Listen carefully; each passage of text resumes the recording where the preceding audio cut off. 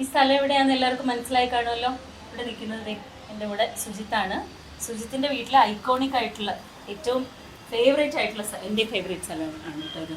അപ്പോൾ ഈ ഇതിലൊക്കെ ഓരോ സ്ഥലവും നോക്കിയിട്ടാണ് ഇവിടെ നിന്നാണ് സ്റ്റാർട്ട് ചെയ്യുന്നത് സുജിത്തിൻ്റെ യാത്ര അല്ലേ?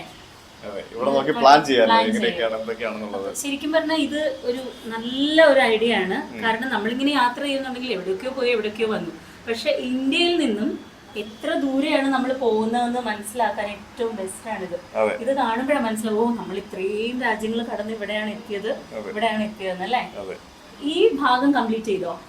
ഇല്ല, ആ ഭാഗം അടുത്തൊരു 4-5 മാസത്തിനുള്ളിൽ ഈ ഒരു ഭാഗം കംപ്ലീറ്റ് ചെയ്യും. പിന്നെ ഇനി അങ്ങോട്ടേക്ക് പോകും. ഈ ഭാഗം ഓസ്ട്രേലിയ ഞാൻ പോയി, ഓസ്ട്രേലിയ ന്യൂസിലൻഡ് പോയി, ആ ഭാഗങ്ങളൊക്കെ പോയി. പിന്നെ ലൈക്ക് ഇവിടെ ഈ ഭാഗങ്ങളൊക്കെ ഞാൻ ട്രാവൽ ചെയ്തിട്ടുണ്ട്, കംപ്ലീറ്റ് ചെയ്തിട്ടില്ല, കംപ്ലീറ്റ് ചെയ്യണം.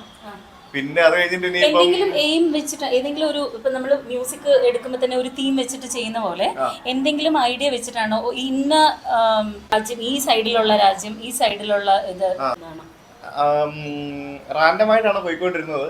ഇപ്പൊ ഒരു പുതിയൊരു തീം വെച്ചിട്ടുള്ളൊരു ട്രിപ്പ് വരും. റോഡ് ട്രിപ്പ് ആണെന്ന് ഞാൻ അനൗൺസ് ചെയ്തിട്ടില്ല, അനൗൺസ് ചെയ്യാൻ അപ്പൊ അത് വരും.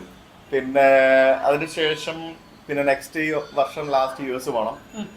അപ്പൊ അതാണ് ഞങ്ങള് സ്വിറ്റ്സർലാൻഡ് ഈഗർലി വെയിറ്റിംഗ്. കാരണം സുജിത്തിന്റെ വീഡിയോസ് ഇപ്പൊ നല്ല വെതറാണ്. ഇപ്പൊ സുജിത്തിന്റെ വീഡിയോസിലാണ് എല്ലാം. മറ്റു പലരുടെ ട്രാവൽ ബ്ലോഗ് കണ്ടിട്ടുണ്ടെങ്കിലും സുജിത്തിന്റെ വീഡിയോ എടുക്കുന്ന ആ ആംഗിളും ആ സ്ഥലങ്ങളുടെ ഭംഗിയും ഒക്കെ സുജിത്ത് ഒരു കലാഹൃദയം ഒളിഞ്ഞു കിടക്കുന്നതുകൊണ്ട് തന്നെ കലാപരമായിട്ടുള്ള വീഡിയോസ് ആണ് വരുന്നത്. അപ്പം സ്വിറ്റ്സർലാൻഡിന് വേണ്ടി ഞങ്ങൾ വെയിറ്റ് ചെയ്യാണ്. ഓക്കെ, അപ്പൊ ഫ്രാൻസ് എല്ലാം പോയിട്ടില്ല അല്ലെ? ഫ്രാൻസിൽ തന്നെ ആകെ ഈഫൽ ടവർ പോയി, ഇവിടെ പോയി, ടൂളൂസ് പോയി, ഇവിടെ ബാഴ്സലോണ, ഇങ്ങനെ ഈ ഒരു ഭാഗമൊക്കെ അറിഞ്ഞു. ഇവിടെ പോയി, ഇവിടെയാണ് മറ്റേ മൊണാക്കോ ഒക്കെ ഉള്ളത്.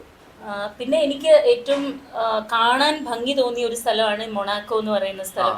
റിച്ച്, അത് കാണാനുണ്ട് അല്ലേ? ഭയങ്കര റിച്ച് ആയിട്ടുള്ള ആൾക്കാരുടെ സ്ഥലമാണ്. അതിന്റെ ആ ഒരു ഇത് കാണാനും ഉണ്ട്. നല്ല സ്ഥലമായിരുന്നു. പക്ഷെ ചെറിയ കൺട്രിയാണ് അല്ലേ?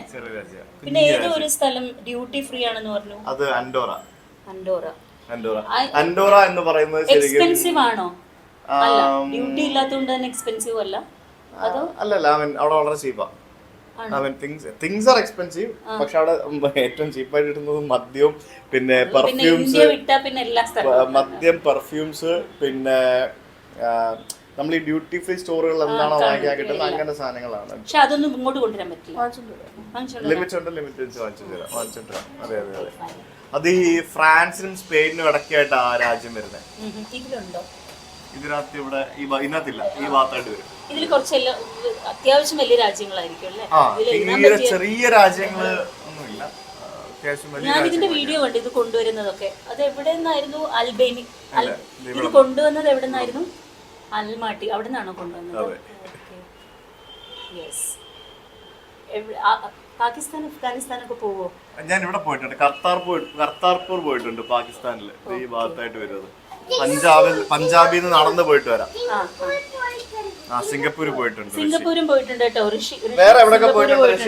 ഋഷി പറഞ്ഞു എവിടെയൊക്കെ പോയിട്ടുണ്ടെന്ന്. സിംഗപ്പൂര്, പിന്നെ ബാലി, വേറെ ഇനി തായ്ലൻഡ്, പട്ടായ, തായ്ലൻഡ് പോയി. തായ്ലൻഡ്, പിന്നെ ഋഷി 8 രാജ്യങ്ങൾ പോയി അല്ലേ? സഫാരി പാർക്കിൽ പോയി കേട്ടോ. ഓക്കെ.